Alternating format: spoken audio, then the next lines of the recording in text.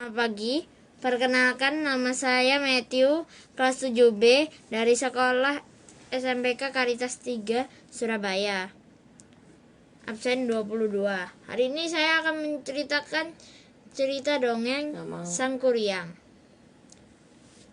Pada zaman dahulu kala, di sebuah kerajaan di Jawa Barat, hiduplah seorang putri raja yang sangat cantik jelita bernama Dayang Sumbi. Ia sangat gemar menenun. Pada suatu hari ketika sedang menenun, benang tenunnya menggelinding keluar rumah. Gadis itu berucap, benangku jauh sekali jatuhnya. Siapapun yang mengambilkan benang tenunku, kalau ia perempuan akan kuangkat sebagai saudara, kalau laki-laki ia akan menjadi suamiku. Tiba-tiba datanglah seekor anjing membawakan benang miliknya. Anjing tersebut bernama Si Tumang. Dayang Sumbi pun terpaksa memenuhi janjinya. Mereka pun menikah. Ternyata Si Tumang adalah titisan dewa yang dikutuk menjadi binatang dan dibuang ke bumi. Waktu berlalu, Dayang Sumbi pun hamil dan melahirkan seorang anak laki-laki yang tampan yang diberi nama Sang Kuryang.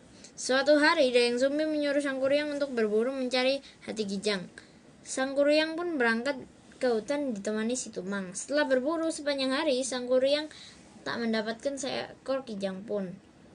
Ia juga kesal karena Si Tumang tidak membantunya berburu. Sang Kuryang marah, lalu memanah Si Tumang sehingga anjing itu mati. Sang Kuryang mengambil hati Si Tumang dan membawanya pulang. Dayang Sumbi tidak percaya bahwa hati yang dibawa anaknya adalah hati seekor rusa. Akhirnya Sang Kuryang mengakui bahwa hati yang dibawanya adalah hati Si Tumang. Betapa murka Dayang Sumbi, tanpa sadar ia memukulkan gayung yang dipegangnya ke kepala Sang Kuryang hingga menimbulkan bekas di kepala anak itu. Sang Kuryang kesal lalu pergi meninggalkan rumah. Dayang Sumbi menyesali perbuatannya. Dengan perasaan sedih, ia mengasingkan diri. Kesungguhannya dalam bertapa membuat para dewa menganugerahkannya kecantikan abadi.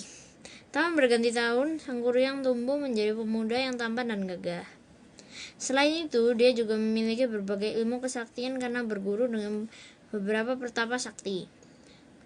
Suatu hari ketika sedang mengembara, ia sampai di suatu tempat dan bertemu dengan seorang gadis cantik dan mempesona. Ia adalah Dayang Sumbi. Mereka saling jatuh cinta tanpa tahu bahwa mereka adalah ibu dan anak. Sang Kuryang pun hendak meminangnya. Ketika mendekati hari pertunangan, Sang Kuryang bermaksud pergi berburu. Ketika akan mengikatkan kain di kepala calon suaminya, Dayang Sumbi melihat bekas luka yang sama dengan bekas luka anaknya. Ia sangat terkejut dan yakin bahwa calon suaminya adalah anak kandungnya. Dayang Sumbi segera mencari akal untuk menggagalkan pernikahannya.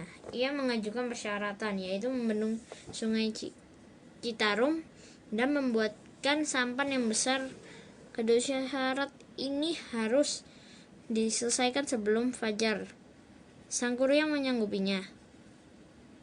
Sang Kuryang pun meminta bantuan para makhluk gaib untuk menyelesaikan tugas itu. Sebelum fajar menyingsing, Sang Kuryang telah hampir menyelesaikan persyaratan itu.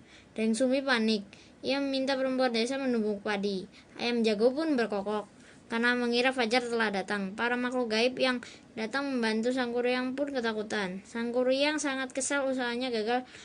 Sudah, dengan marah ia menjebol tanggul yang telah hampir selesai dibuatnya. Akibatnya terjadilah banjir yang melanda seluruh desa. Sampan yang juga telah jadi pun ia tendang sehingga terlempar jauh dan terbalik. Sampan itu lama-lama berubah menjadi sebuah gunung yang kemudian diberi nama Gunung Tangkuban Perahu, yang artinya perahu terbalik. Sekian, terima kasih.